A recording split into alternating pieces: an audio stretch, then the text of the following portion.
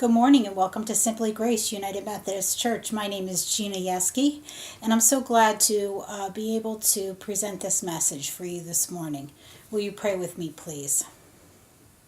Dear God, I just ask you to be with me this morning and allow me to offer a message that offers your people hope in the midst of fear of failure. Amen. We are concluding our sermon series this morning on things that keep us up at night. And we began this sermon series with Judy sharing with us a message about physical pain. And then we went on for Stephen and I shared about debt. And we covered other subjects, and we came up to the subject of mental illness last week. And we conclude this week with fear of failure. And I thank Judy for putting together these skits this morning to point to the many different ways that we fear failure. Each of these characters found themselves in a hopeless place. Hopeless places where we feel stuck and imprisoned. And we name these places shame and addiction and depression and powerlessness and even death. And in reality, these are places where hope has lost its light. This morning I want to share with you a gospel lesson about a woman who lost her hope. This is John 8. Early in the morning he came again to the temple, and all the people came to him, and he sat down and began to teach them. And the scribes and the Pharisees brought a woman who had been caught in adultery, and making her stand before all of them, they said to him, "Teacher, this woman was caught in the very act of committing adultery. Now, in the law of Moses, it commanded us to stone such a woman. Now what do you say?" They said this to him to test him, so that he might have some charge to bring against him. Jesus bent down and wrote with his finger on the ground. When they kept questioning him, he straightened up and said to them, "Let anyone among you who is without sin be the first to throw a stone at her." And once again he bent down and wrote on the ground. When they heard it, they went away, one by one, beginning with the elders, and Jesus was left alone, with the woman standing before him. Jesus straightened up and said to her, "Woman, where are they? Has no one condemned you?" And she said, "No, sir." And Jesus said, "Neither do I condemn you. Go your way. From now on, do not sin again."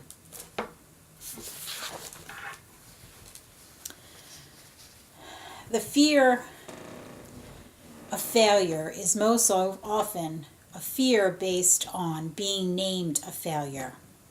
If something goes wrong, will people point to you and will they whisper? And that is sometimes a result of guilt, but most likely it's a result of shame. Now, they might seem like a synonym.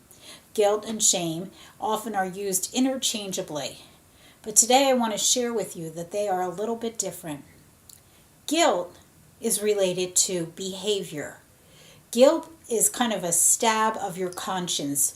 And we realized this at 1 o'clock in the afternoon when we were actually supposed to meet someone at noon. And we feel guilty about missing that appointment. Or if we lie or we cheat, we will have a sense, and that will be guilt. The solution to guilt is pretty uncomplicated.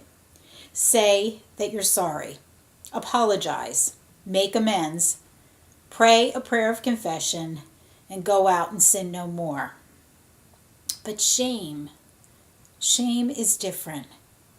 In general, shame has less to do with behavior and more to do with our identity. In a sense, at the end of the day, when we've been shamed, we look at ourselves and we say, "I am a big mess." I am a big idiot.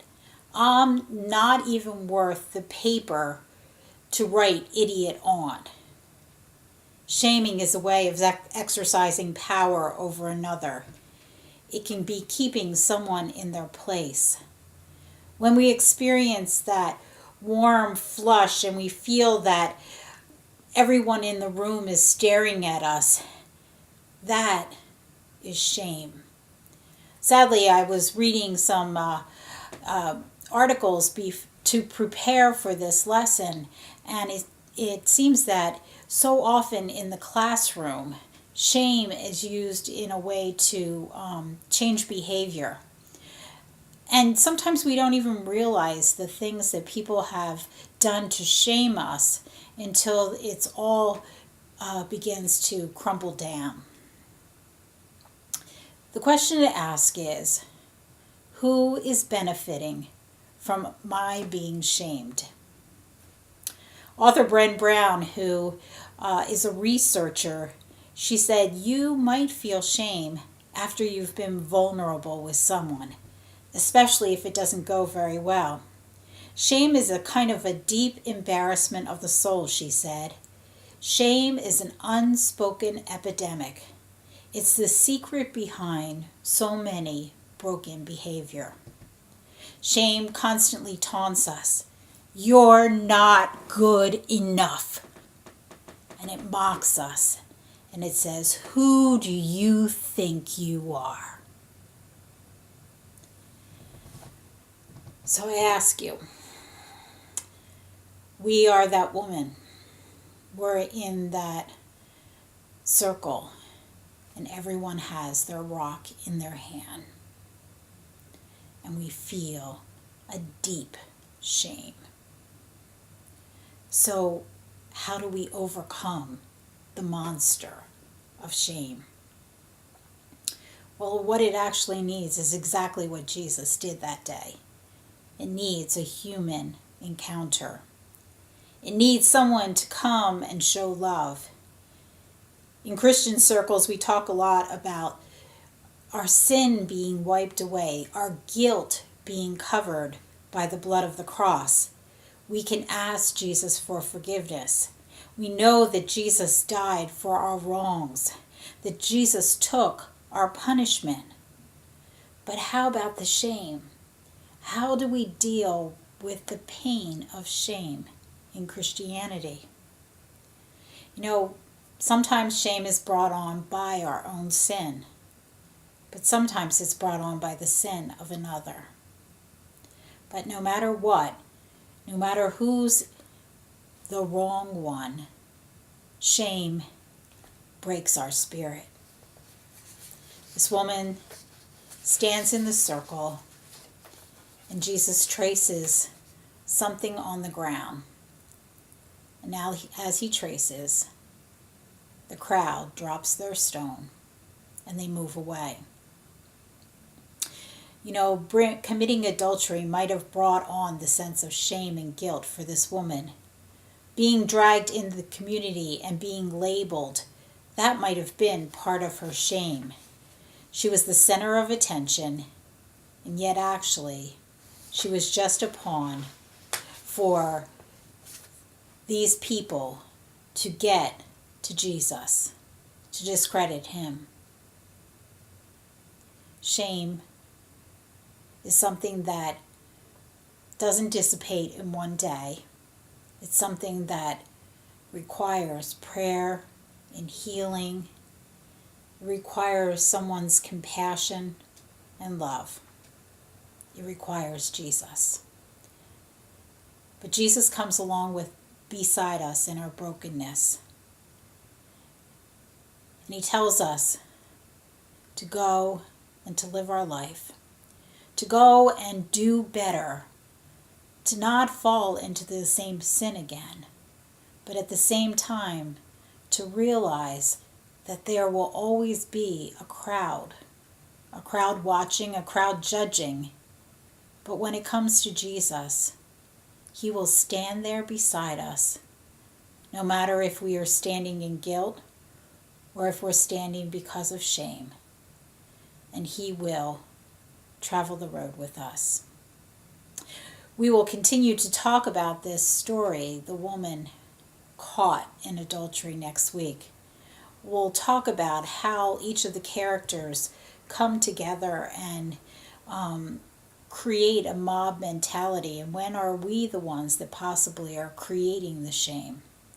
But for this week, I invite you to go home and to pray prayers of wholeness and healing for those who do feel shame.